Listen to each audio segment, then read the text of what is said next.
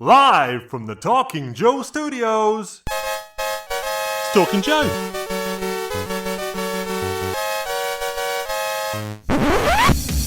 Talking Joe is on the air.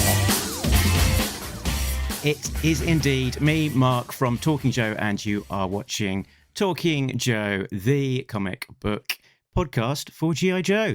I pinged Diana Davis, who is, checks job description, now the creative consultant for G.I. Joe, A Real American Hero, which just came out this last Wednesday. So I said to Diana, do you want to pop on? We can talk G.I. Joe for a little bit. She said, sure. So that is what we are going to do. It's Diana, everybody. Yay! Yay! Thanks so much for joining us. I imagine it's been a heck of a week. Has it been just exciting times all around? Yeah, the build-up's been great. I've been excited for actually around a year, but this last month it sort of crescendoed until I was basically bouncing up and down waiting. And yesterday was fantastic, so it was a lot of fun to see the reaction hit. That's great. Yeah, over the last year, it's like, okay, I can't wait till they find out when we officially reveal. And then multiple times, somebody's over your way has been ruining my party with his reveals of things. Oh, right. He shall not be named. Why would you do that? Yeah. Wreck my fun. But this time, he didn't reveal. You know, there was only so much he could reveal. So Yeah. boom. Yeah. It was a great day. When it gets actually just, enjoying the detail of the story, there's only so much you can reveal. Actually, at a certain point, you just have to sit down and read the darn comic book. Dang comic. Yeah. And see what you think of it. Yeah. Well, I was half expecting him to do some sort of story time where he read and then held up pages because just wreck everyone's secrets, right? But no, I'm glad. And everyone I spoke to yesterday, that we're really happy. Larry had a great day yesterday, I'm told. So he had a blast. Yeah, so Larry was, I think, yesterday evening at Forbidden Planet in New York. Am I remembering that correctly? Yeah, he was doing a signing there. And I think earlier in the week, he went down to CGC in Florida to sign books with Kubert. So that's great. And, it's cool to see it hit so well and people be so happy and going into second printing because sold out at the retailer level. I've had people say, I went to my comic book shop an hour after they opened and there were none. And my local comic book story is that for 20 years, I've been basically the sole subscriber to G.I. Joe. And I saw on their social media this week, they posted, that they had their hot comic of the week was G.I. Joe. G.I. Joe, yeah. Yay. You're getting it for people that aren't me. That's amazing. Yeah, the place I used to do pulls is like you and one other guy is the only, and now it's different. I think they learned, at least out here, I'm not saying they learned, that's rude, but I think the Void Rivals release, sort of any comic retailer that didn't get it realized, oh, shoot, maybe we should not hold off on those things because, I found it at 3 stores and a couple of other stores said, we didn't know what it was. But now that they were aware, they're stocking these things ahead of time. Yeah, that 1, 2, 3 of Void Rivals being such a spectacular sort of out of nowhere blow up success, followed by Transformers being a massive success and going back to whatever printing that's on. I think Void Rivals might be on is it 5th printing or something? Somewhere around there, yeah.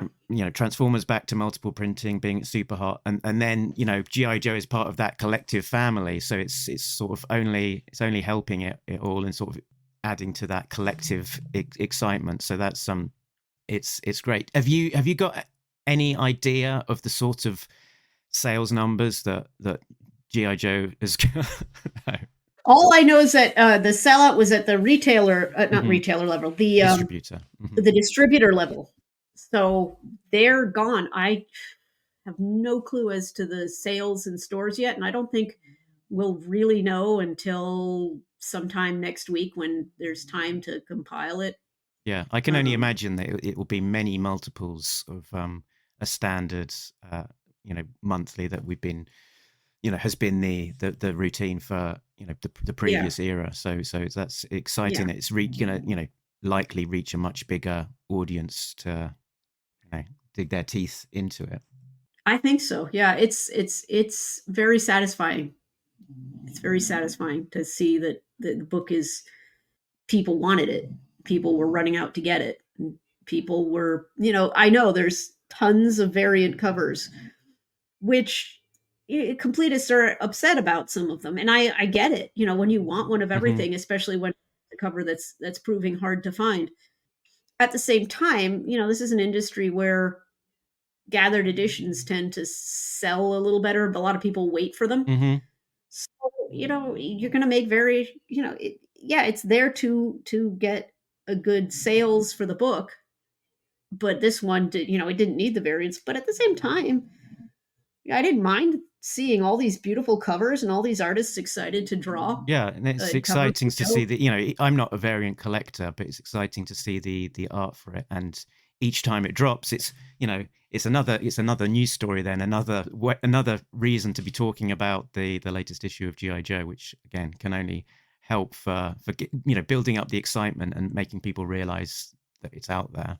Yeah, and every artist, asked to draw a cover was legitimately happy to do so, which is also a nice, they remember Joe, they love Joe, and they want to draw the cover. Yeah, can you tell us a little bit about the variant cover process, how it sort of comes about, and how the artists get involved and how the covers are decided?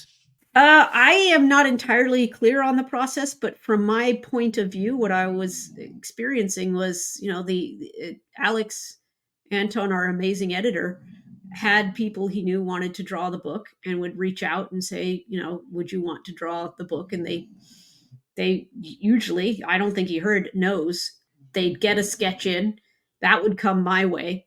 I mean, there are weeks where almost every day is like, what do you think of this? What can we do? Is there, and usually they were spot on. Most people are really familiar. There might have been a few things off just a little, and so those were the covers that went for the book. The retailer variants, retailers would have to purchase a certain number of copies, and then they would be able to have their artist of choice do the book.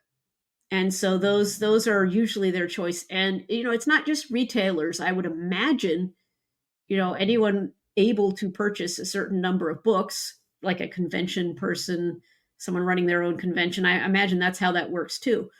I think for the Transformers #1, there was a podcast that got their own variant, which is quite exciting for them. You could do a Talking Joe variant of like I don't know that I'd be able to. Or I forget the number of copies you have to order. Yeah, I don't think I'd be able to convince Mrs. Talking Joe that about the investment there, but that would be an exciting idea. Put Mrs. Talking Joe on the cover. There you go. That might work. Yeah, maybe it wouldn't be the first time that I've got an artist to draw. Because we've at a convention before, we've got a family portrait done, which was quite fun. That's good. So let's rewind back a bit. This time last year, issue 300 was coming out. Kind of what's been the journey for you and for the book behind the scenes as we've been sort of moving to 301? Well, I don't know when everyone exactly got the news that this was the license, but I think a good number of us got it all in the same email, where unfortunately we were told. And that was probably after they had found out already at IDW, but it was more than a year ago. So I was, several months before that. I don't want to be exact in the timeline. I do know that we knew that whoever was getting the book was excited to be getting it. Thrilled to be getting it. It was one of those really hard days because we only knew where Larry was going. So the book goes with Larry. If they're going to do G.I. Joe at another publisher, ARAH is always going to go. It's not like they're only going to make their own and they don't want it. They always do. Of course they do. You don't have a someone who's been writing the same comic on and off since 1982 and say, "Oh yeah, no, we don't want that anymore." That would be a very stupid. That's not a good choice. And I don't know any comic publisher that would do it. So we knew when we were putting together the last several issues, which is why we were going all in on making them fantastic. I mean, all the artists, we were doing it between Shannon and Andrew and Netho, and it was bittersweet because those issues were pretty amazing, really, for me. I mean, we were setting up something that had already been decided. It's not that what was happening was decided in being aware that the comic was going to another publisher. It was like, we're going to keep going. And it must have been really hard for the people at IDW because, of course, they've had a huge shakeup over the last year, which isn't entirely really connected to losing this license. There's internal things that went on there, I believe. So that was kind of rough for everyone involved. It was when we finally were done with 300 and everything was done. I was in a holding pattern. Everyone else, they were not going to carry over artists or colorists from IDW.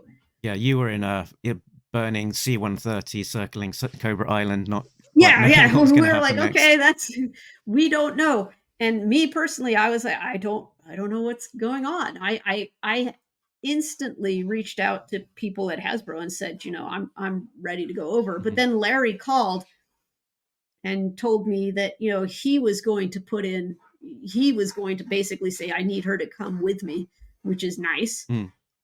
He has no control over what they chose, but they did. They did. I eventually got a call from Alex and we discussed it. And this was before a lot of people knew. So I had to sit on this for a very long time. Yeah. And there have been fan theories that the license was going somewhere else for the last, 5 or 6 years. And so I've heard people ask me that multiple times. And my answer is usually, yeah, that gossip's out there again, huh? So I just had to keep saying, well, yeah, we hear this all the time because I didn't want to wreck it. I'm not that kind of person. And it was hard because I had a lot of friends that I like to work with over there. And, and then that guy over your way again. I don't like this collective blame, but no, well, he's not you. He's just that side of the pond. Yeah. So I will never have to worry about running into him. That was hard to see that that had been leaked because for him, it's news and it's a scoop. But for every single person who had been working on the comic, it was like, no, that's really mean. No, that's really horrible. They hadn't said anything and they were keeping it quiet and they felt horrible. That's people losing jobs. That's people losing work that he gleefully shared. So that was a little upsetting to me. I'm that kind of person. I get mad about those things. Like, that hurts people. Why would you do that? Why would you jump on that gleefully? And I don't know who he heard it from, but that person, that's mean of you too, and they probably said it in just a conversation, but you got to be careful. Anyhow, so that really made me sad and mad. And then we just sat on it. I mean, we were working on, I got brought in and got, the first plot and sort of digitally met the Francesco and Chris. And we just started going. It's different for them because my position is a really unusual one, sort of invented. So, we just sort of worked out what was best because working styles is different between each teams. And so once we figured out how it worked best for everyone involved, it was pretty smooth since then. And they're freaking amazing people. I mean, that is the joy, is that Chris's art and Francesco's colors are, and I hope I'm saying that right, are they mesh so well. and they're back and forth to get it to work right. It meshes so well, and it has that sort of I heard someone else online mentioned it as a faded newsprint kind of color, but then it's got more intense characters in a way than we've seen in a while. So that Kubert style of drawing, when I first saw his the version of Serpentor Khan, it just kind of blew me away because okay, now he looks like a threat. He looks really scary, and he did before, but they're doing things that we hadn't quite had the same leeway to do at IDW. Yeah, and he brings with him his own style and sort of intentionally, I guess, so sort of trying to mix it up and try and make the book look different to how it has been looking before. If Skybound just put the book out and it looked very similar to what it had been before, I think even if it was still look good, it wouldn't have that wow factor of it being different. And right. Sort of ushering in a new era.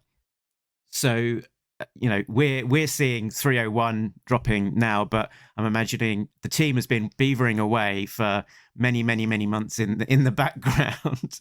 so your mind is probably, as well as sort of enjoying the reaction to 301 coming out this week, also several months ahead and looking at I guess the various issues because there will be different processes as they come along. Because I guess you're moving from initial plots through to a finished PDF to review.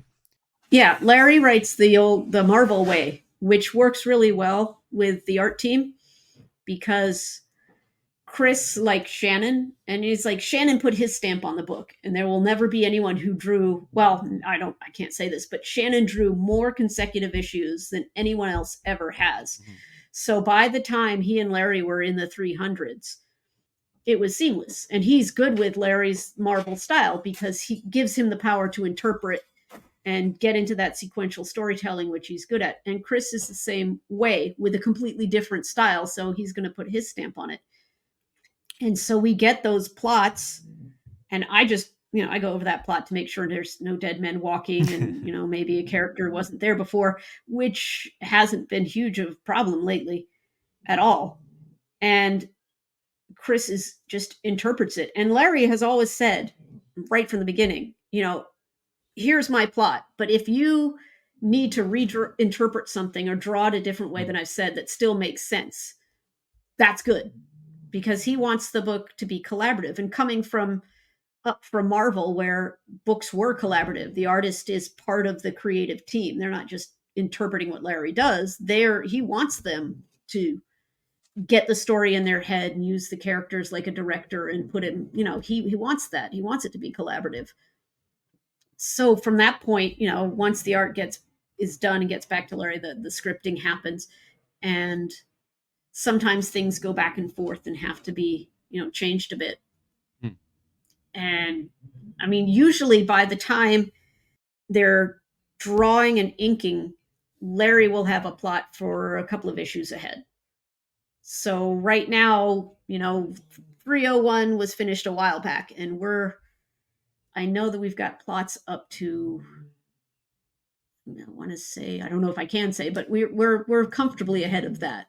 Yeah, I think I saw a post from Larry a few months ago saying that he was on 304 at that point in time. So I imagine that that we must be some ways ahead of that in terms of that initial plot stage, which is nice to know that there's a bit of a backlog that when it's not that sort of that element of the artist being sort of under such tight pressure that they got to get it out, this week, because otherwise we're going to be behind.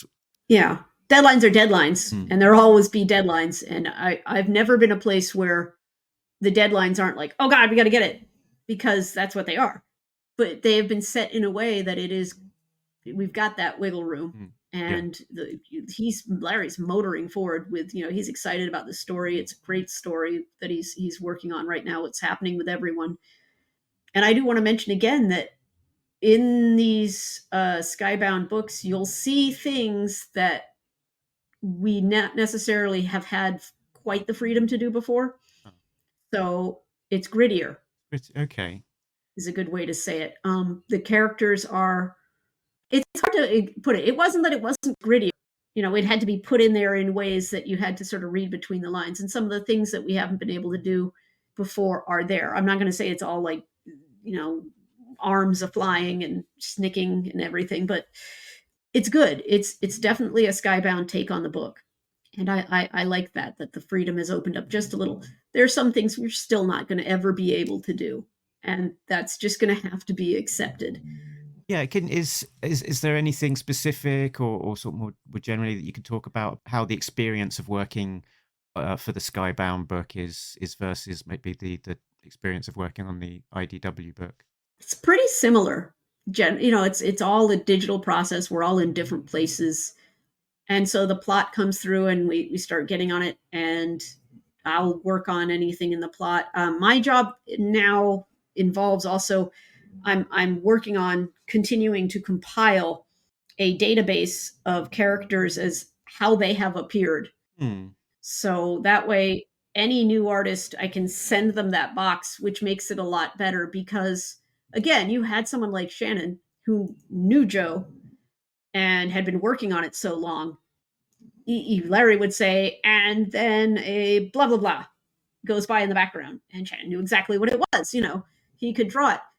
But artists who have not necessarily worked on the book, or they're a little younger, so they weren't they weren't kids in the 80s. They may not have collected all the toys. They know what it is, but they don't know everything in detail.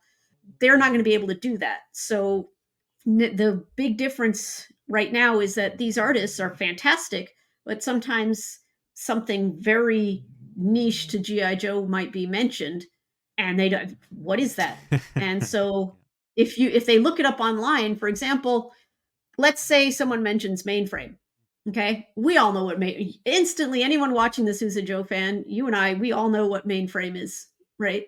But if you are not familiar with Mainframe, because he's not necessarily one of the big, major, famous characters, and you're looking up Mainframe online, you might get two completely different visuals of who Mainframe is. So you'll get you can type in IDW Mainframe, right?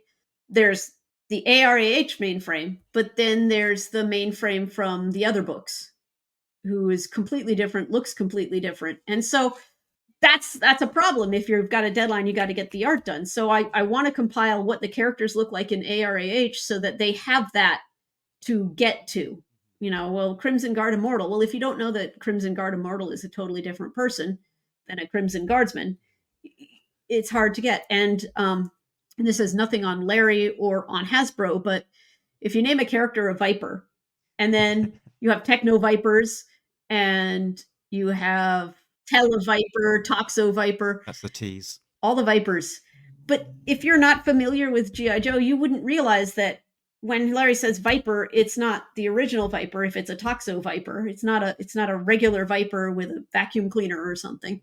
So that can get a little confusing too to people who aren't involved. So it's useful to have just, here is a list, and all you have to do is type in the name, and then you can see what they looked like in earlier iterations. And I try and get the file cards in there too. So if it's a single character, they understand what they're about. So that has been a little different because it's necessary and it takes me a little more time, but it's fun and it's worth it. Yeah. And once I have it, I can use it where whatever happens, it's nice. 301 is out. Have you got any specific behind the scenes nuggets about 301 and how that came about, how that evolved? Any sort of Easter eggs that we might not have spotted? Well, I'm looking through. Let's see. Well, one thing I do want people to know is that the letters page is now open again. And so IDW had stopped doing letters, and I know people missed that. Yeah, for sure. And so Alex wants letters. So anybody who has any question, any comment, anything, let's see if I can find where he mentions it here. Because at the back of the comic has, if you want to see the process, and you have it. If you go get the comic, I don't know if you can see that, but actually a little bit of Chris's work goes on there. So he's got his sketches and his notes, and he's really detailed with that. And you might even see some changes if you look in there. But I don't know the letters column. I don't remember. I can't find the address here. I've got it here. It's ARAH, ARAH at skybound.com. And Mark, okay to print. Yeah, there you go. So please, letters. Yeah. We want letters. We want people interacting with the comic again. What can I say about this? Oh, one thing I think that is really important is when you see the countdown clock, and I don't want to reveal too much about the issue, so I'm not going to do like spoilers, but when you see the countdown clock, we made sure that the countdown actually makes sense so that it happens in about the exact same time. And so it doesn't go from like, it takes about, from 13 seconds to 1. I thought that was really cool the way they did that. That's just a me thing. But there aren't necessarily as many Easter eggs or hidden things in the book as one would think. I do want to say that there is coming up in the future, and I can't say who because that would be spoilery of me. There's going to be a couple of redesigned looks for some characters coming up, just one or two. And those are really beautiful. I mean, it is necessary to do a little redesign on a few people for a couple of different reasons. And Chris knocked it out of the park. I mean, what he came up with just is not only beautiful, but makes total sense to the character. So I'm looking forward to that. I'm really looking forward to that. Interesting. I've got thoughts already. Yeah. There was a couple of things about this issue that I guess more unusual, which were the 2 summary pages, bottling 300 issues worth of continuity into 2 pages as an introduction to new readers. Yeah, that was tough because there's just no way to bottle up 40 years into 2 pages.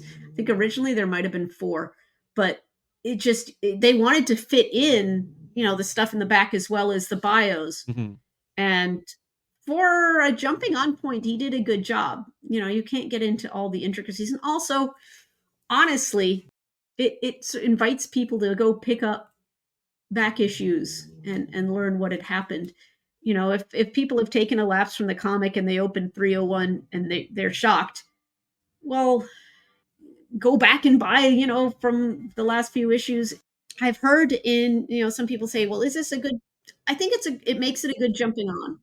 It's a bit like the experience that comics used to be, where maybe they were less easy to sort of get hold of, a back issue where, if you didn't get it from the spinner rack, then it was gone, and maybe you'd find it a few years later. So very much my initial experiences of comics was sort of being thrown in at the deep end, picking up a random issue without knowing what had come before, and trying to just sort of make sense of the mystery of sort of being thrown in the middle of the story, but it's still being an enjoyable experience. And I guess particularly with G.I. Joe, that generally the way that Larry will write things will be knowing that any issue could be someone's first, and to make it accessible even if you are in the middle of something. He always writes like it might be the last issue, and he always has, because even back in the Marvel days, he never knew if they were going to say, well, okay, that was fun. So, and he writes as he goes. I think it's a good jumping on point. I'm kind of a little sad IDW didn't get out that last gathered edition so people could go pick up, the last chunk of the book.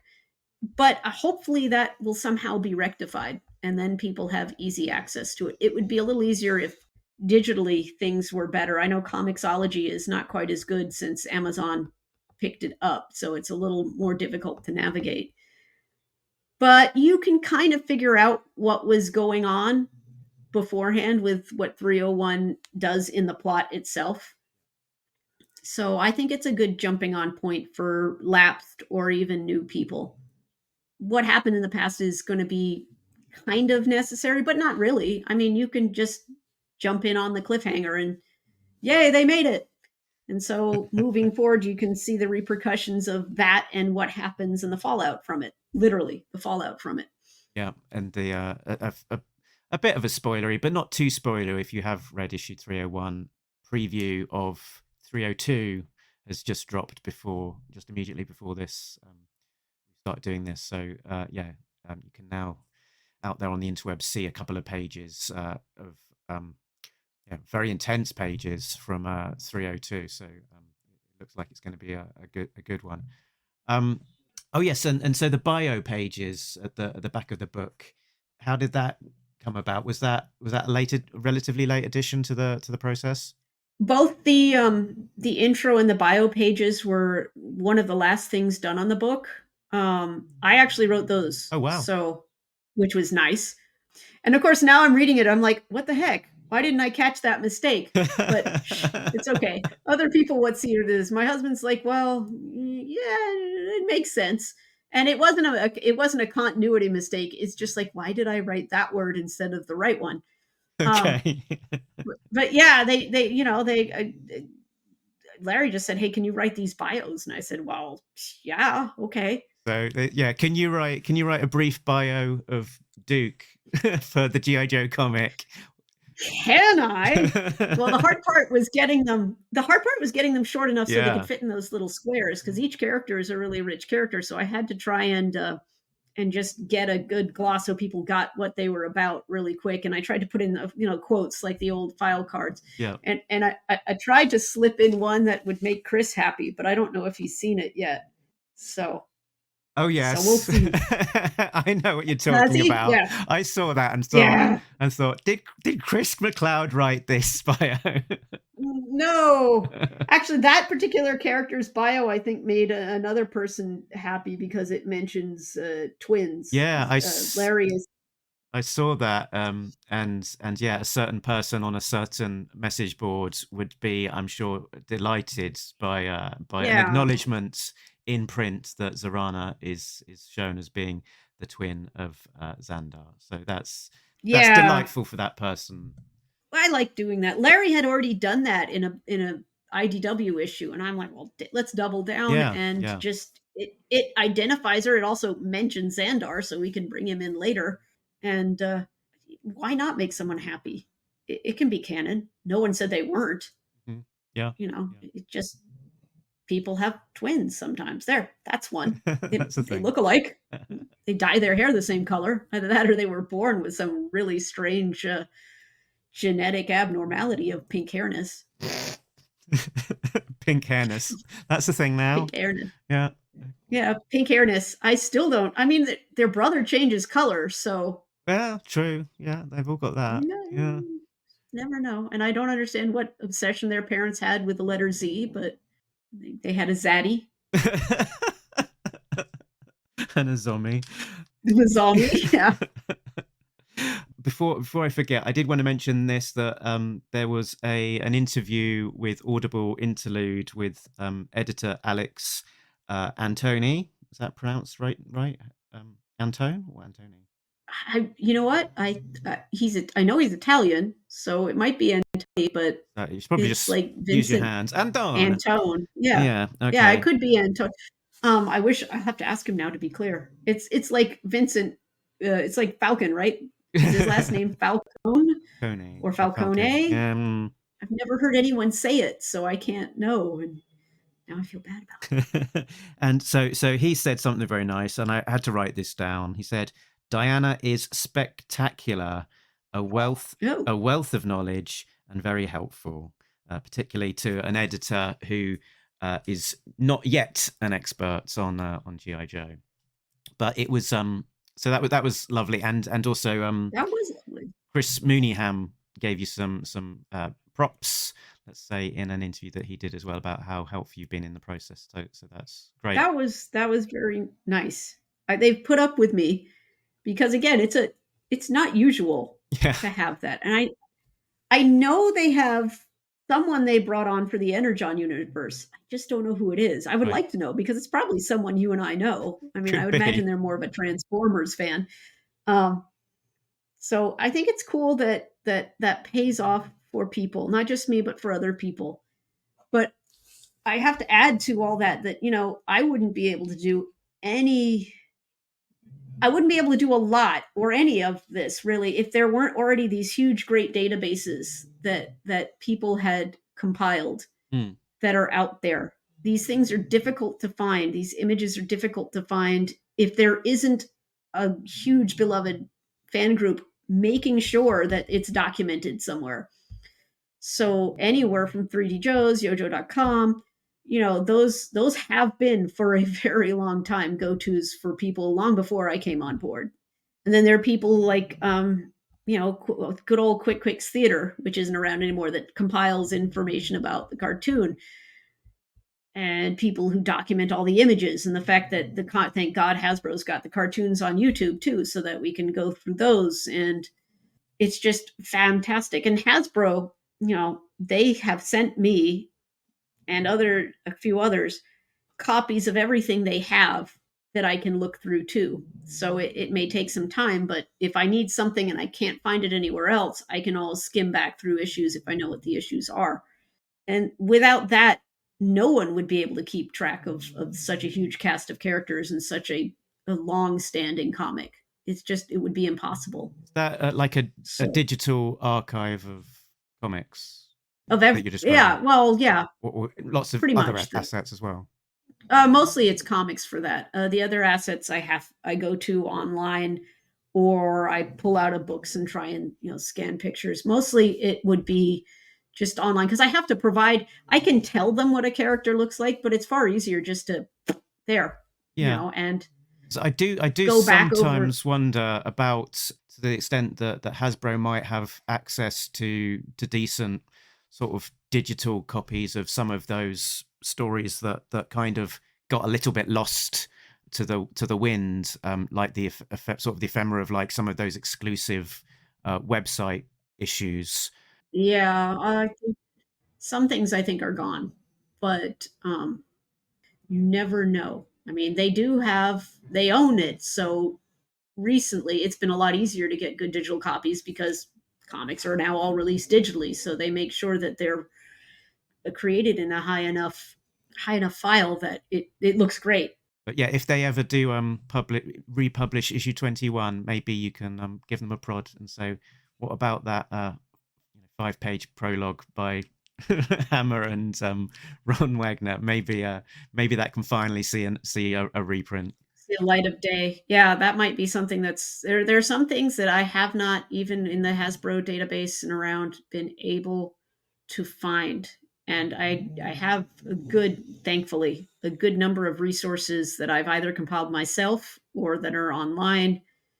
But when it comes to even some just little bits of the comics that from the old ones that just, nobody scanned, and they're not saved in any way, and all the books are kind of getting on in years, so that can get a bit difficult. They have a good run much every mainline thing, but even like you've seen, like there's some comics where you have like it's the vamp, boop-a-doo, there it is. Sometimes those things aren't around anymore, and they have to be rescanned and judged up a bit, and I'm sure that can happen. It's just getting the time to do it. It's difficult. But I am thankful that there are all these resources out there for the tiny little details that really matter. It really matters if a character is right or left-handed. It just does. People don't think about it, but yeah, that's that person.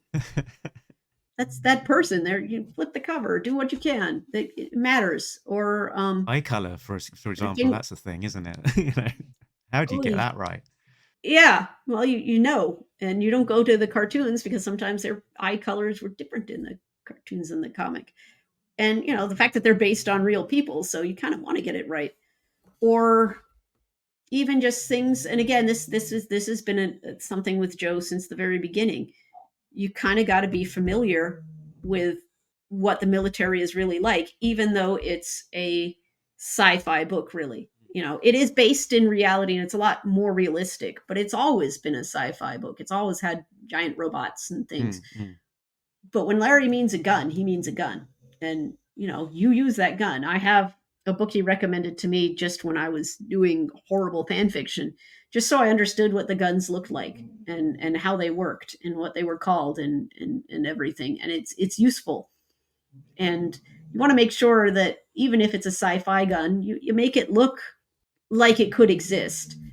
So if Scarlett's shooting a bunch of arrows, well, does she have time to reload, or is there a feed? Well, of course there's going to be a feed, but you need to make sure you put that, because even though the cover looks glorious and beautiful, there's going to be that like one or two guys that see it and like, well, how is she reloading? Or, along those lines. Or why is her finger on the trigger when she's not shooting anything? Those tiny little details, they make a difference to people who actually served. Mm. Uniform's got to be the right color. Yeah. I've heard that that when it comes to like reviewing sort of the art, that Larry will sort of, is quite forgiving about a lot of things, but the specificity of weaponry is generally something that he will pick up on if it's not exactly the one that he was described.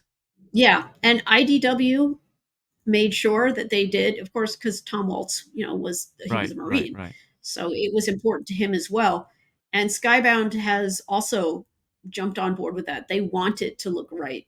They're willing to the details matter in these situations, and you've got to leave room for artistic interpretation. That's part of drawing the book. You want to make sure that the artist can put his stamp on it. So you want to make sure that it's not just rehashing someone else's style, but everyone has been down firm in making sure that we're making sure the military part can be accurate.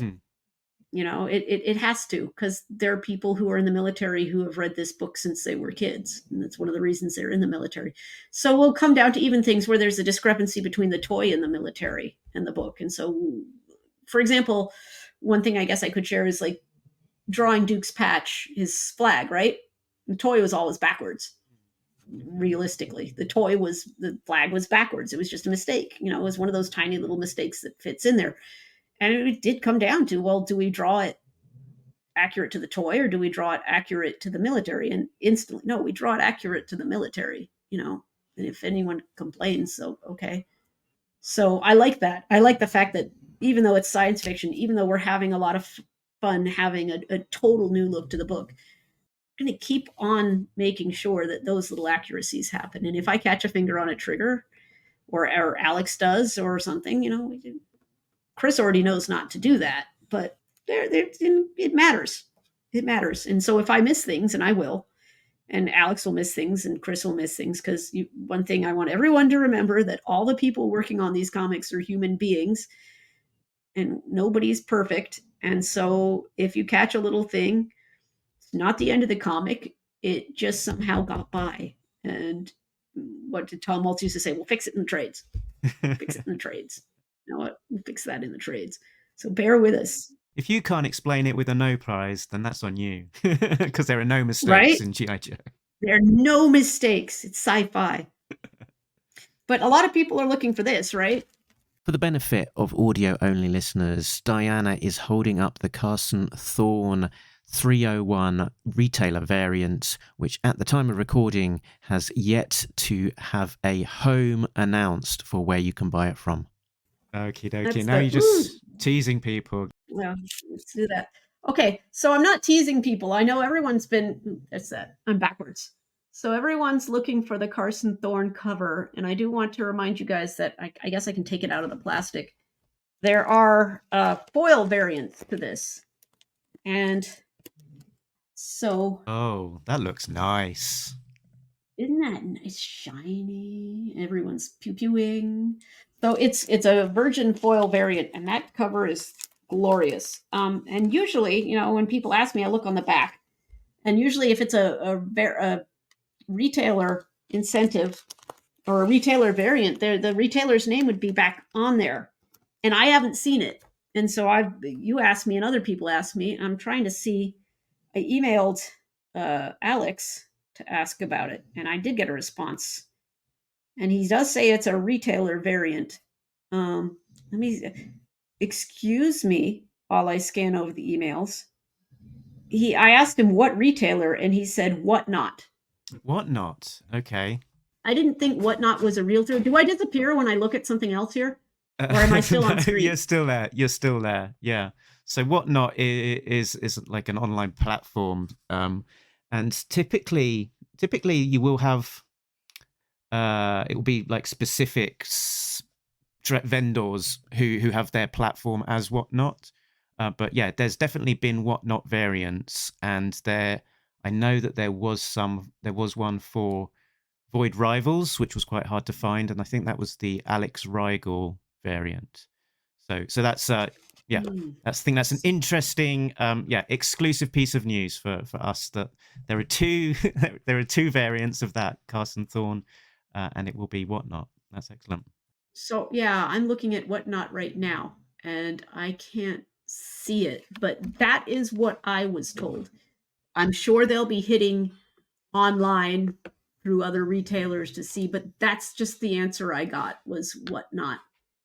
But yeah, so I'm not bragging about having them. That's just one of the benefits of all the work of the last few months, that I get, I get comps, which is nice. My mother wants one, so Excellent. Has she been an avid reader of G.I. Joe?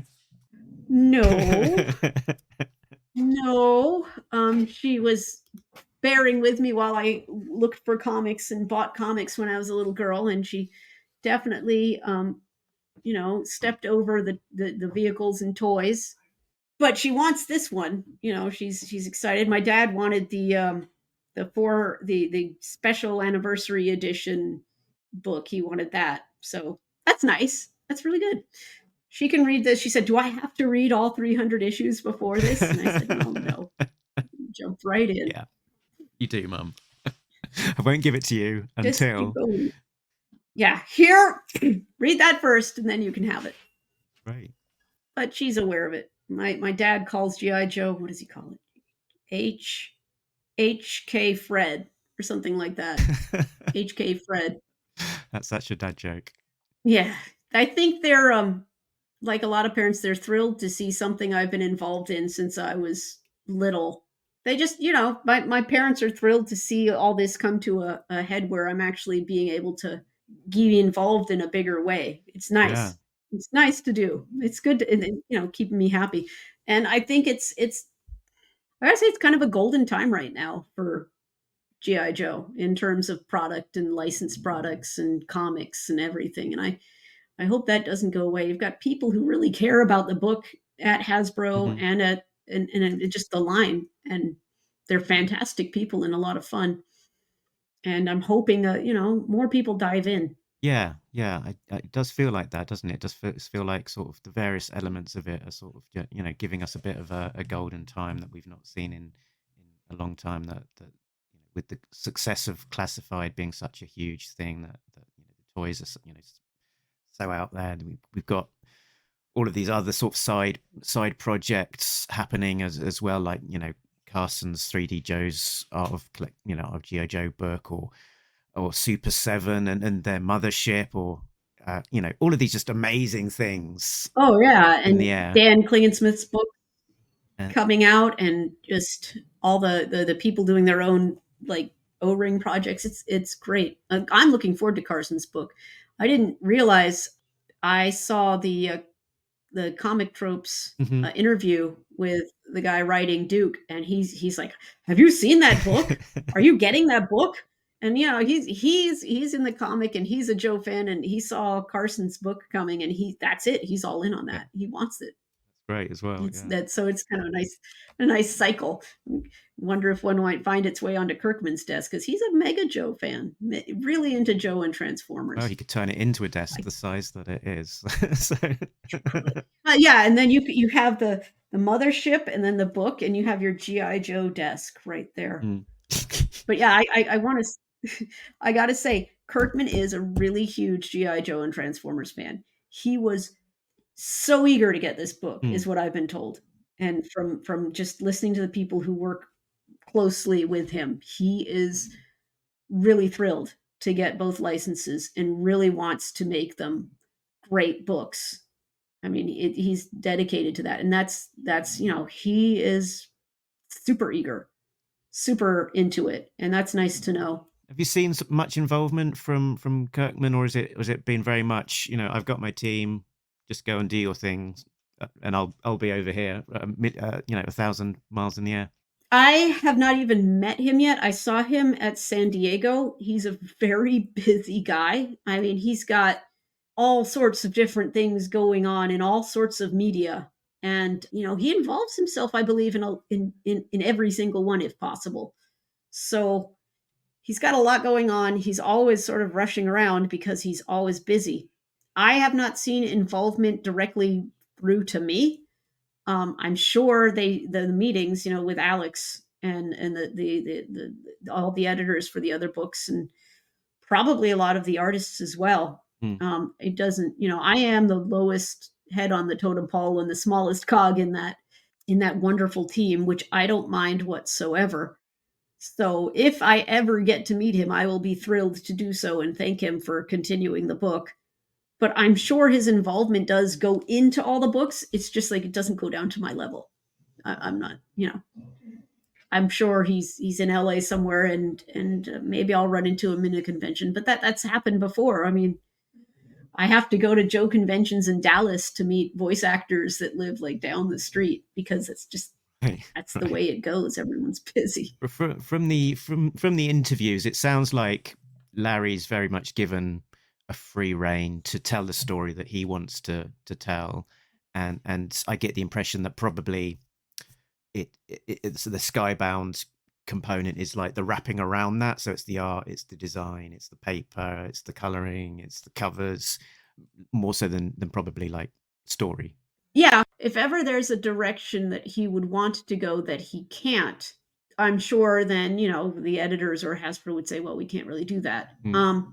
That hasn't happened because he's been doing comics longer than the people who are, editing and drawing and running and CEOing the companies in the books. So he has a good feel for where he can go and where he can't at this point, even though, he's not getting you need to include these characters in this vehicles and this. He's not getting that.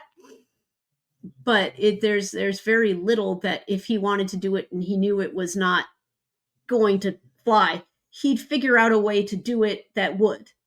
He's good at that. It's instinctual with him. He knows what is possible and what is not.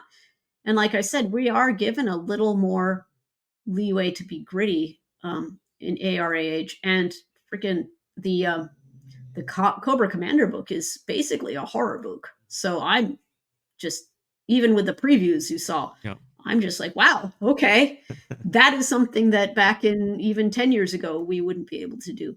But there are a few lines that we already know not to cross.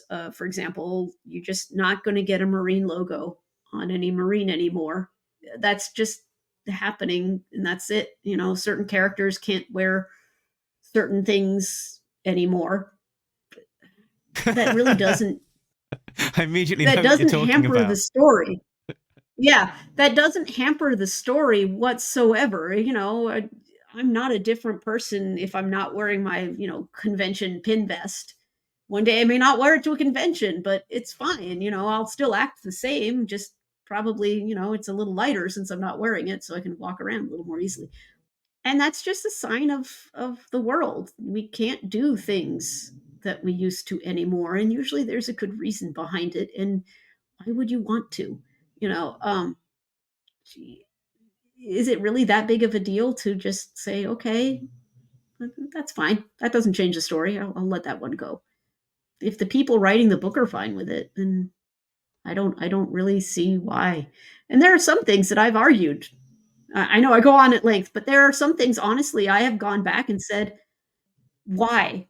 And here are my reasons why I don't think it's something to be avoided. And honestly, people will listen. They're not rude about it, and they'll say, yeah, those reasons, but no. And okay, then you move on. Okay. I've got somebody at my door, so I'm going to have to. Yeah, I can go on at great length. Sorry about that. It's been a great day. So what I will do is I will, I think, end it there and just say Thank you so much for joining us, Diana, and I hope everyone jumps on and catches 301 if you have not done Please. already. So There's so many covers to choose from. Find the one you like. so just remember that. Do I have to sing? Go on, sing for me. I don't even remember the words. What is it? Nobody Beats Talking Joe, an international podcast. Cheerio. Bye.